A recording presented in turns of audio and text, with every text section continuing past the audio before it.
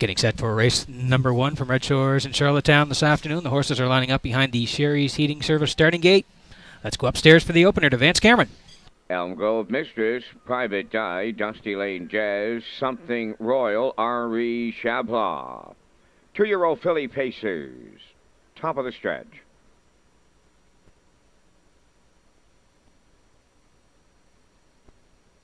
They're approaching a start. Look, all 5 of them right there. It's green light go, and they're off and pacing at the rail. It's Elm Grove Mistress, the first one away. Private Die is second, third into the turn. That's Something Royal. Up the inside now to take third is Dusty Lane Jazz. Something Royal goes fourth, and on the outside, R01 Chablis is the trailer. So they swing by the 8th pole. Elm Grove Mistress in line to Earl Smith will show the way early. Private Die is second. On the move on the outside, R01 Chablis is coming third. Now second and going after the leader as they arrive at that opening quarter. On the outside, it's R01 Chablis from Mike McGuigan about to clear. Second is Elm Grove Mistress.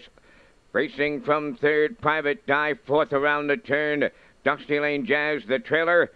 Something Royal, 30 and 4 opened it up and loose on the lead now. R01 Chablis clear, racing it by 4. Second at the rail is Elm Grove Mistress. Then in third is Private Die.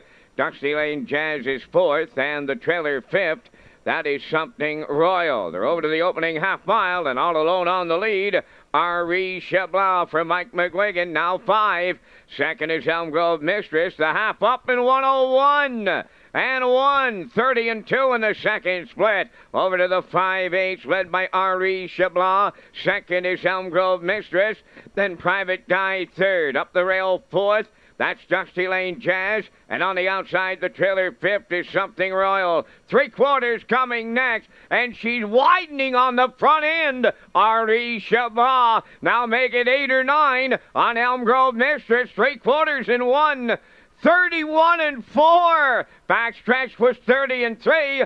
1/8 of a mile out, and it's all R01 Chablis in the opener. Private Die on the outside is second. Elm Grove Mistress now third. Dusty Lane Jazz fourth as they come to the wire in her debut. She looks impressive. R01 Chablis for Mike McGuigan. Private Die second. Elm Grove Mistress finishes third. 2:02. Flat.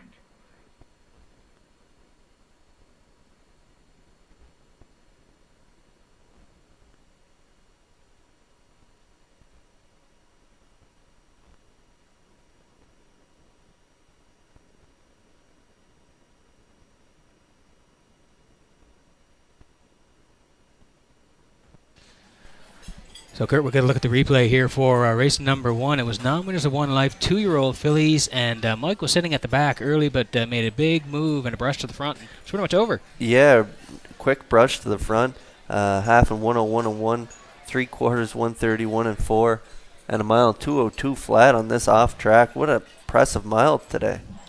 Certainly was. As you mentioned, she made that big early move, was able to open up, and you can see they're closing a little bit on her here at the wire, but she's strong. 2-2, considering the track's off 2 seconds. Kenny's filly Private Die is second, Earl and Elm Grove Mistress third. 5-2-1 the try in the opener on a Sunday at Red Shores.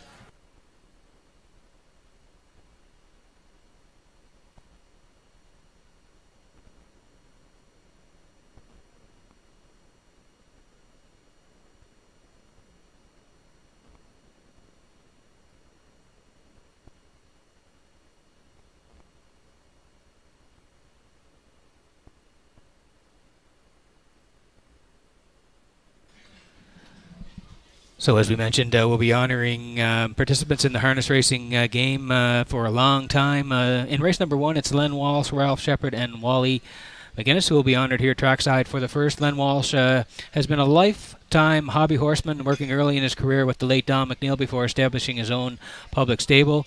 Ralph Shepard has been involved in harness racing for over 7 decades, working with legendary horsemen like Earl Avery and Roach McGregor. And Wally McGinnis, he was a former trainer and driver and a very valued assistant to successful horsemen like the late Francis McIsaac and Marcel Berrios. We'll see them in the winner's circle in just a moment.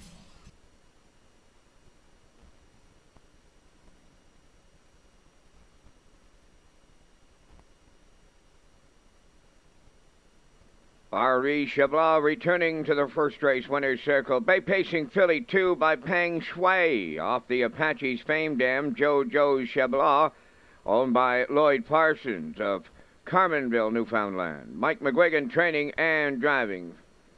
First lifetime starts, a winning one. By open lengths, 2:02 becomes a maiden record. R.E. Chabla in the first down at trackside. Making the presentation, Lee Drake, Manager, Marketing and Brands, Redshores.